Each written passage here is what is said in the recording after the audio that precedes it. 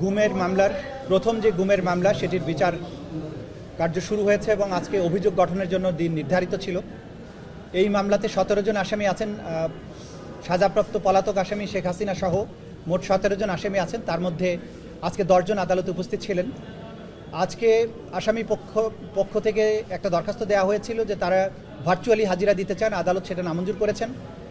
আমরা যেটা লক্ষ্য করেছি আজকের এই শুনানিতে, আমরা প্রসিকিউশনের পক্ষ থেকে তাদের বিরুদ্ধে যে ফর্মাল অভিযোগ আমরা যেটা করেছি, এই আসামিদের অপরাধের সাথে সম্পৃক্ততা, বাংলাদেশে গুমের যে প্রেক্ষাপট, কিভাবে গুমকে রাজনৈতিক নিপীড়নের একটা হাতিয়ারে পরিণত করা হয়েছিল, গোটা বাংলাদেশে গুমের কালচারের মাধ্যমে কিভাবে মানুষের কণ্ঠরোধ করা হয়েছিল, কিভাবে বছরের পর বছর মানুষকে তুলে নিয়ে গিয়ে গোপন কারাগারে বন্দি রেখে তাদেরকে নির্যাতন করা হয়েছে, অসংখ্য মানুষকে হত্যা করা হয়েছে, বছরের পর বছর আটকে রেখে তাদের নির্যাতন করা হয়েছে, স্বীকারোক্তি আদায় করা হয়েছে, মিথ্যা মামলায় চালান দেওয়া হয়েছে, কিভাবে গুমকে প্রাতিষ্ঠানিকভাবে বাংলাদেশের জনগণের উপরে একটা হাতিয়ার হিসেবে ব্যবহার করে রাজনৈতিকভাবে ক্ষমতা দীর্ঘায়িত করার চেষ্টা করা হয়েছে, সেই বিষয়গুলো আমরা আদালতে উপস্থাপন করেছি। একই সাথে রোম স্ট্যাটিউটে বর্ণিত যে অপরাধের যে সমস্ত এলিমেন্টস অফ ক্রাইমস, সেগুলো আমরা তুলে ধরেছি। আমাদের ইন্টারন্যাশনাল ক্রাইমস ট্রাইব্যুনাল অ্যাক্টে বর্ণিত গুমের যে সমস্ত ব্যাপ্তি আছে, আইনগত উপাদান আছে, সেগুলো তুলে ধরেছি এবং আমরা বলেছি যে এই আসামিদের বিরুদ্ধে এই অভিযোগগুলো যথাযথ এবং এগুলোর পেছনে অনেক শক্তিশালী এভিডেন্স আছে। 4টি কাউন্টে তাদের বিরুদ্ধে অভিযোগ আমরা আনয়ন করেছি, তাদের বিরুদ্ধে অভিযোগ গঠনের জন্য আমরা প্রার্থনা করেছি। আসামি পক্ষ থেকে আজকে অনেকগুলো ডিসচার্জ আবেদন করা হয়েছিল, সেগুলোর শুনানি তারা করেননি। তারা সময় চেয়েছেন তাদের প্রস্তুতির কথা বলে। আদালত তাদেরকে আগামী 14ই ডিসেম্বর পর্যন্ত সময় দিয়েছেন। 14ই ডিসেম্বর ওনাদের অংশটুকু আদালত শুনবেন। কিন্তু এর মধ্যে র্যাবের যে সমস্ত অফিসার এখানে আসামি হিসেবে আজকে হাজির আছেন, তাদের পক্ষ থেকে একটা আবেদন করা হয়েছিল যে তাদেরকে যেন ভার্চুয়ালি শুনানিতে অংশগ্রহণের সুযোগ দেওয়া হয়। আদালত সেটা নামঞ্জুর করেছেন। এই পিটিশনের শুনানির সময় আমরা লক্ষ্য করেছি যে আসামি পক্ষের আইনজীবীরা সেনাবাহিনীর সাথে এই বিচারকে মুখোমুখি করার একটা প্রচেষ্টা আমরা লক্ষ্য করেছি। আমরা আদালত এটা স্পষ্ট করে বলেছেন যে এই বিচার সেনাবাহিনীর বিরুদ্ধে নয়। প্রসিকিউশনের পক্ষ থেকেও এটা সুস্পষ্টভাবে বলা হয়েছে যে দেশপ্রেমিক সেনাবাহিনীর বিরুদ্ধেই বিচার নয়, কারণ এই আসামিরা অপরাধগুলো করেছেন যখন পুলিশে পোস্টেড ছিলেন। পুলিশের একটি শাখা হচ্ছে র্যাপিড অ্যাকশন ব্যাটালিয়ন বা র্যাব। সেখানে গিয়ে সামরিক শৃঙ্খলার বাইরে থাকা অবস্থায় তারা এই ধরনের মারাত্মক অপরাধ করেছেন, যেগুলোকে ক্রাইম অফ দ্য ক্রাইমস বলা হয়, মানবতা বিরোধী অপরাধ বলা হয়। সেই অপরাধগুলো সংগঠন করেছেন। সুতরাং এই হাইপ তোলার চেষ্টা করা, যারা রাষ্ট্রের জন্য অনেক কিছু করে, সুতরাং তাদেরকে একটা স্পেশাল প্রিভিলেজ দিতে হবে, সেই প্রার্থনা আদালত নামঞ্জুর করেছেন। বলেছেন সকল নাগরিক আইনের দৃষ্টিতে সমান এবং তাদের বিরুদ্ধে যে অভিযোগগুলো আনা হয়েছে অসম্ভব রকমের গুরুতর, সবাইকে ইকুয়াল ট্রিটমেন্ট দেওয়া হবে। তারা বিচারের সাজাপ্রাপ্ত না হওয়া পর্যন্ত ইনোসেন্ট বিবেচিত হবে, কিন্তু আসামি হিসাবে অন্যরা যে ধরনের প্রিভিলেজ ভোগ করে তার বাইরে নতুন কিছু তারা পাবেন না। এবং সর্বশেষে আরেকটি বিষয় হচ্ছে যে শেখ হাসিনা যিনি পলাতক আছেন, অন্য একটি মামলায় সাজাপ্রাপ্ত, তার জন্য গত তারিখে জনাব জেরাই খান পান্না আইনজীবী হিসাবে নিয়োগপ্রাপ্ত হওয়ার আকাঙ্ক্ষা ব্যক্ত করেছিলেন। আদালত তার সেই আকাঙ্ক্ষার প্রতি শ্রদ্ধা দেখিয়ে তাকে শেখ হাসিনার পক্ষে তাকে ডিফেন্ড করার জন্য রাষ্ট্র নিয়োজিত আইনজীবী অর্থাৎ স্টেট ডিফেন্স লয়ার এনগেজ করেছিলেন। কিন্তু দুঃখজনকভাবে জনাব জেরাই খান পান্না নিয়োগপ্রাপ্ত হওয়ার পরে সোশ্যাল মিডিয়ায় বক্তব্য প্রদানের মাধ্যমে অনেকগুলো কথা বলেছেন, যেগুলো আদালত বলেছেন যেগুলো কন্টেমশাস। উনি বলেছেন তার ক্লায়েন্টের নাকি এই আদালতের প্রতি আস্থা নাই। এই ধরনের কথা কোনো আইনজীবী বলতে পারেন না। আদালত তাৎক্ষণিকভাবে তাকে তলব করে আদালতে উপস্থিত হতে বলেছেন, কারণ তিনি একটা চিঠি লিখে রেজিস্ট্রার মহোদয়কে বলেছেন যে এই মামলা তিনি আর পরিচালনা করতে চান না।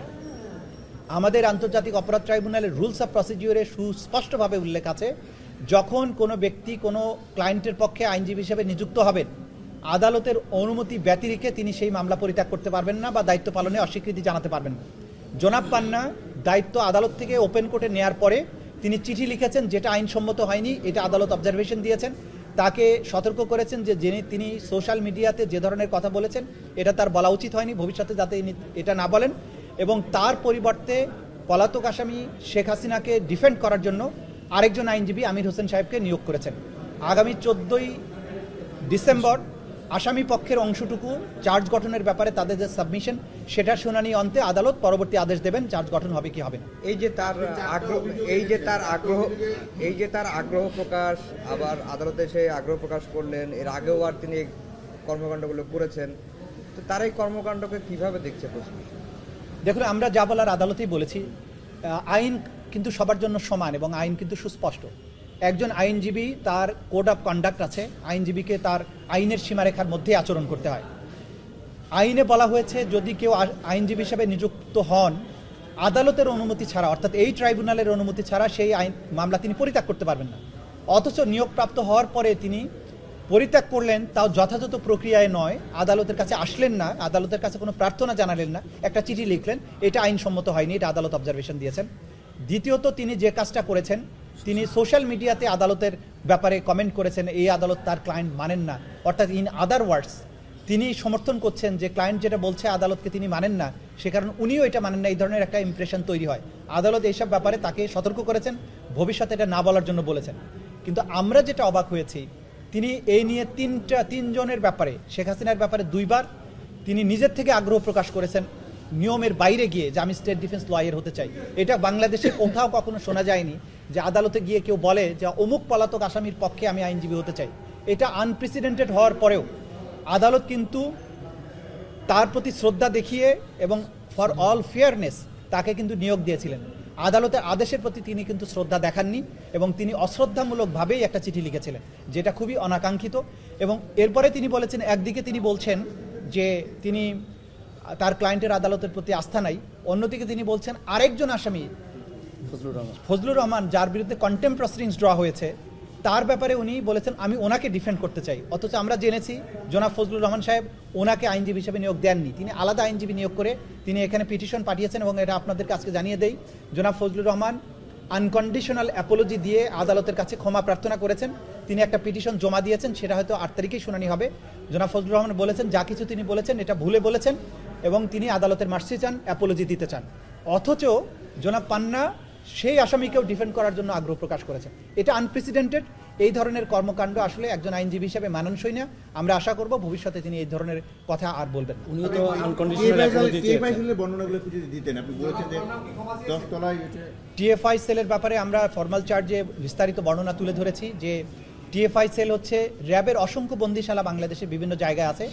বিশেষ করে র্যাবের যতগুলো ব্যাটালিয়ন আছে প্রত্যেকটা ব্যাটালিয়নের ভেতরেই একটা করে আলাদা বন্দিশালা, গোপন বন্দিশালা ছিল বা আছে। টিএফআই সেল হচ্ছে র্যাব হেডকোয়ার্টার পরিচালিত র্যাব 1-এর কম্পাউন্ডের ভেতরে উত্তরাতে অবস্থিত একটা দ্বিতল বিশিষ্ট বাড়ি, যেটার ভেতরে নিচে এবং উপরে মিলে প্রায় 29টি গোপন সেল আছে। তার মধ্যে এমন কক্ষ আছে যেগুলোর আয়তন হচ্ছে 3 ফিট বাই 3 ফিট, যেগুলো সিঁড়ির নিচে অবস্থিত, যেগুলোকে কবর সেল বলা হতো। এরপরে অন্যান্য সেল আছে সেগুলো 10 ফিট বাই 3 ফিট এবং 2টো সেল ছিল যেগুলোকে ভিআইপি সেল ডাকা হতো। তার একটিতে ব্যারিস্টার মীর আহমদ বিন কাসেম আরমান, তিনি 8 বছর সময় ধরে ওখানে বন্দী ছিলেন এবং সেখানে এই বন্দিশালায় 2টো ডেডিকেটেড টর্চার রুম ছিল যেগুলো সাউন্ড প্রুফ ছিল। সেখানে নানান ধরনের টর্চার ম্যাটেরিয়াল দিয়ে সাজানো ছিল। সেখানে ছিল বৈদ্যুতিক ঘূর্ণায়মান চেয়ার, যেখানে আসামিকে বসিয়ে হাত পা বেঁধে বৈদ্যুতিক চেয়ারটাকে দ্রুত বেগে ঘোরানো হতো এবং তার ফলে বমি করে ফেলতো বা তার মগজের মধ্যে এমন কিছু প্রতিক্রিয়া হতো, এরপরে আর কখনো সে সুস্থ স্বাভাবিক আচরণ করতো না। সেখানে ছিল স্টিলের মইয়ের মতো বেড সদৃশ্য এক ধরনের যন্ত্র, যেটার সাথে হাত পা বেঁধে ঘড়ির কাঁটার উল্টা দিকে যেভাবে ঘোরানো হয় সেরকম করে ঘোরানোর ব্যবস্থা ছিল।